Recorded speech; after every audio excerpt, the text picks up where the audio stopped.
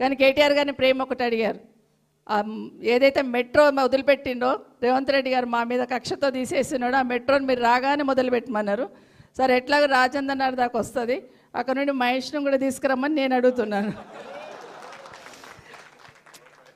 అందరికీ 2 కళ్ళే ఉంటాయి కానీ నాకు 3 కళ్ళు ఉన్నాయండి. ఒకటి మహేష్నం, ఒకటి చేవెళ్ళ, ఒకటి రాజేంద్ర నగర్. సో మాకు పోలీస్ అకాడమీ వరకు వస్తే మా చేవెళ్ళలో కూడా ఉపయోగపడుతుంది.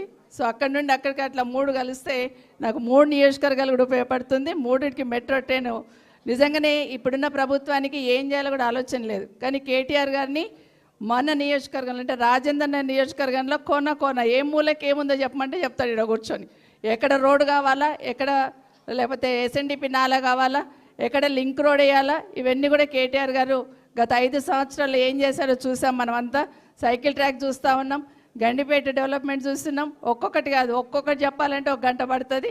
కాబట్టి మళ్ళీ అభివృద్ధి రావాలంటే ఖచ్చితంగా మళ్ళీ కేసీఆర్ గారు రావాలి.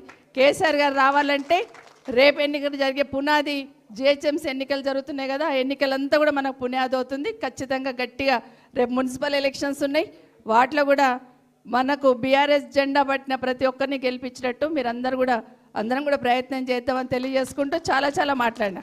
కానీ కేటీఆర్ గారు ప్రతి దగ్గర పోయినప్పుడు ఒక మాట చెప్తున్నాడు. రేవంత్ రెడ్డి గారిని అడుగుతున్నాడు, అయ్యా నువ్వు 6 గ్యారెంటీలు ఇచ్చినావు, మరి ఎప్పుడు అమలు చేస్తావని అడుగుతున్నాడు. ఆయనకు 6 గ్యారెంటీలకు సంబంధించిన కాగితం ఏదో మిస్ అయిందట, ఆ కాగితం పంపించండి.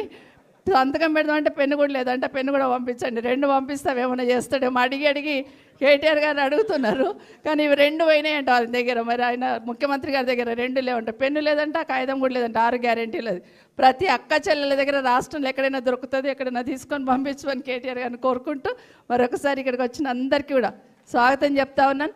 మనస్ఫూర్తిగా స్వాగతం చెప్తున్నా. గట్టిగా మనసు పెట్టి పనిచేయండి, కేసీఆర్ గారిని వెనక్కి తెచ్చుకుందాం. జై తెలంగాణ, జై కేసీఆర్.